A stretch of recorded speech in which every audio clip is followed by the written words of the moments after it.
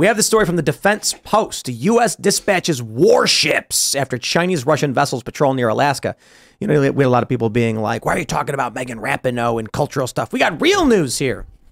The U.S. Navy deployed 4 destroyers after detecting Chinese and Russian vessels conducting joint patrols off the coast of Alaska. Alaska Republican Senators Dan Sullivan and Lisa Murkowski revealed in a statement that at least 11 Russian and Chinese ships sailed close to the Aleutian Islands in the northern U.S. last week. This prompted the U.S. military to deploy 4 destroyers and a P-8 Poseidon maritime patrol aircraft to shadow the vessels. Murkowski explained that the incident served as a stark reminder of Alaska's proximity to both Beijing and Moscow. Incursions like this are why we're working so hard to secure funding and resources to expand our military's capacity and capabilities in Alaska, and why our colleagues must join us in supporting those investments. Well, I got bad news for you. Your woke military is unappealing. People don't want to be involved in it. And so the best you can probably hope for is automation, unfortunately. Or draft. No, I don't think the draft's going to work. The draft would just rip this country to shreds. Well, I hope you're right. I think if people were being threatened with prison, they'd have to make that decision. Yeah. Yeah, it'd be crazier than people realize, man. I feel like a draft isn't a realistic possibility until they actually until there's actually some kind of combat, like where you have American dudes getting into gunfights. I'm not just talking about like Phil. You know how easy it is to false flag the people into. Well, yeah, but I mean, I'm just saying that, like, I'm not saying that it's out of the question. I'm just saying that I think there are things that have to happen before that. I agree with you on that. Becomes a thing. Especially if they were to announce it tomorrow, there would be absolute uproar. But if they were to announce it after allegedly, nope. You know, no, nope. Okay, lay it on me. Come on, dude. Name a scenario in which the left and the right unify. Give me a second. You're going to have to think hard on this one, because I don't see any circumstance. Let's say Vladimir Putin goes on TV and says, fire the missiles, and then he hits a red button and a nuke flies. Half the country goes, this is Joe Biden's fault. You did this. It's your fault. The other half says, we need to rally the troops and go fight against Russia. No unification. And then if Joe Biden calls for the draft, people are going to actively be like, I have the scenario. It's been fomenting for quite some time, actually, because the GOP and their voters have been convinced that the CCP is their archenemy. So you have some sort of leak that comes out about the Wuhan Institute of Virology and the origin story there, and it's now proven, quote unquote, simultaneously Putin nukes Kiev. Now you have the catalyst from both sides to be furious and accept it.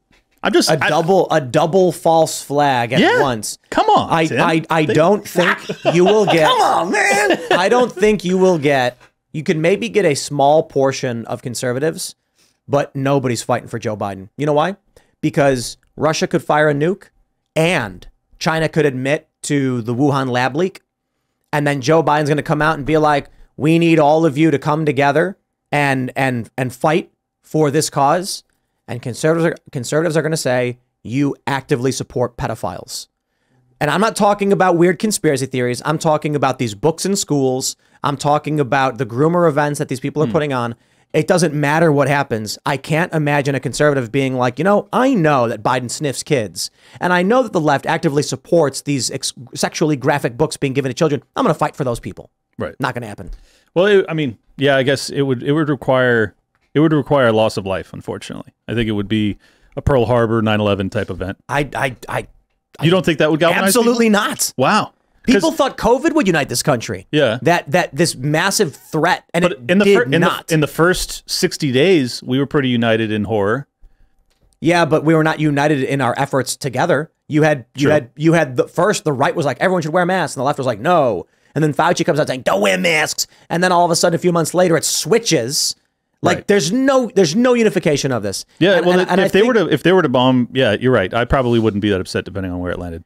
If another Pearl Harbor happened right now, there would probably be riots against Joe Biden for having caused the escalation by funding war in Ukraine. See, that's interesting you say that, because I'm not at all convinced that the right wing is capable of actually rioting. Like January 6th was as close as they got, and that was pretty tepid. No, I agree. Let's break it down by actual how things go. The U.S. government then calls in a draft of some sort. Right. And then you get massive conflict with people resisting and rejecting. Police are going to be split in half. I mean, cops are already siding with a bunch of woke policies. But let's just put it simply that if anything happened to this country that resulted in hard military action, it would be bedlam. Yeah. You're not going to get conservatives being like, this is the one issue where we've decided to stand and salute Joe Biden. Never going to happen. Okay. And especially when you look at 69% of Republicans believing that Biden is illegitimate, they will never salute that man under any circumstances. Well, let me say, one, you make me more hopeful, and two, to all of the conservative listeners and viewers out there, I hope you're taking this to heart. If there is a draft for an immoral war that is unjustified, you have every duty not to go. They're talking about it now. I'm sure. The op-eds are popping up saying it's time for a draft. I know. A draft. And it's because, look, when I talk to people who have resigned their commissions or who are saying like, when my 4 years are up, I'm gone, they're blaming wokeness. Yep. They're saying that these policies are the antithesis of what I wanted to fight for, and now I'm disgusted. One guy told me he wanted to be a careerist, and now he's resigning his commission and he's leaving. I don't see anything that's going to make people on the right agree with this. Yeah. What kind of military conflict do you guys expect to see in the South Asian Sea right now? Because there are several American ships, outside of Korea, in Australia. Take a look at this. We're not doing nothing. Yeah. They dispatched warships over the Aleutians. Mm-hmm. People need to understand, we're not talking about the main body of Alaska. We're talking about the Aleutians. And if you come down here to like Attu Station, that's right next to like Russia. Yeah, it's equidistant between the two. Right. It's like Alaska and Russia right next to each other. Look at this. You got St. Lawrence Island. You're right there. And so if Russia and China are having ships sail around the Bering Sea, they're going to be near the Aleutian Islands where there's a whole lot of nothing. Now, to be fair, we get a lot of our crab from Unalaska. That's where they do that show about crabbing. And Unalaska. Don't mess with our crab, Vlad. I think it's on Otka. Is it on no, where is it? I don't know where Unalaska is. Is it here? Where is it at? Well, I could probably just type it in. But they're in the Aleutians. They get crab. They do the crabbing stuff there.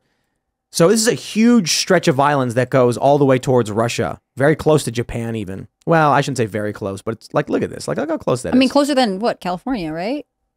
Oh, yeah, substantially close. Like, very close to Japan comparably. And I think the Bering Strait is like 50 miles or something. I mean, it's not far. And fake Sir Palin Diomede right here. Who owns that? Russia from her house. Is that Russia? Oh, no, it's Alaska. Diomede is Alaska. Big Diomede. Who owns Big Diomede? I've heard like these islands, there'll be scientists who go back and forth, and it's kind of this weird diplomatic relationship because they're studying similar areas. This is Diomede Island. Look at this. There's no reason for us to be enemies with Russia. I've been saying this for years. It's so ridiculous. Is this for real? Diomede Island? That's amazing. It's beautiful. Wow. Let's podcast from there. I feel like that'd be fun. Let's just go. It's the winter for 6 months. I think that's one thing that the American people... Come on, New Hampshire, you can do it. The American people really aren't privy to how much, calm both the CCP as well as, Putin has demonstrated towards the West, given how deeply the West has gotten involved in the war in Ukraine in terms of giving them, basically whatever weaponry they want. There's now attacks that are happening within Russia that are almost certainly from weaponry that's been provided by the West. Like I don't know how we can still pretend as if this isn't antagonistic to the point that they would be justified in counterattacking. And I'm just so grateful that it hasn't happened. The U.S. commissioned their first naval vessel in Australia last week. And we're just pretending like we did it for fun. No way. We just like Sydney that much. Like, no, obviously we did it for a reason. There's a reason why the first time we ever commissioned a naval ship outside of the domestic port was Australia. It was because it's recently? China. Hello. Last week. The first, wow. Yep. You can read about it on Timcast News. Oh, really? Yes. I gotta read that website. It's a really good website. It's the best, in my opinion. That's what I've been told. Yeah. It's not as good as Casper, but it's pretty good. Well, they do different things, to be fair. When's that article from? I'll send it to you because I wrote it. I think it was like 48 hours Because ago. I wrote it. That's why I know about it. I wrote it. Well, I just pull it up. It's from, I think a week ago, maybe 2 weeks ago at this point. 2 weeks ago. I thought you said it was this week. It was this summer. That was fake news. It was inaccurate. Time is moving in a crazy way. Time is moving. But it's the USS Adelaide. It's named after a ship that they had before. The Adelaide rescued. I have to read my own article again and review the facts. But it was an Australian ship that rescued an American ship, and so they've named it in honor of it. But again, this press release came out from the DOD, and they were like, it's so fun. We just, had this ship, and it was made in Alabama, and we sent it to Australia. And anyways, we commissioned it. Everything's fine. Don't ask any questions. Can I tangent briefly? Because I'm really disturbed that there hasn't, I'm thinking about China right now, and I'm just so disturbed that there hasn't been additional follow-up by this current session, congressional session from the GOP in terms of figuring out the origin story of COVID. Like, is there going to be anything? Do we know? Republicans don't do anything. So I have this story from San Diego Tribune. It says the San Diego-based Canberra will become the first U.S. warship commissioned in an allied country. Canberra, not allied. It was Canberra, right? Yeah. I looked it up, and it's a combat ship. This was end of May. So it was a couple months ago. Was that a couple months ago? That is wild. Well, I'm sorry. No, you are right. It was 2 weeks ago. Okay, I was going to say, there's no way I remember what I wrote from the order was May. The official commissioning was July 22nd. But the story is from May. Yeah.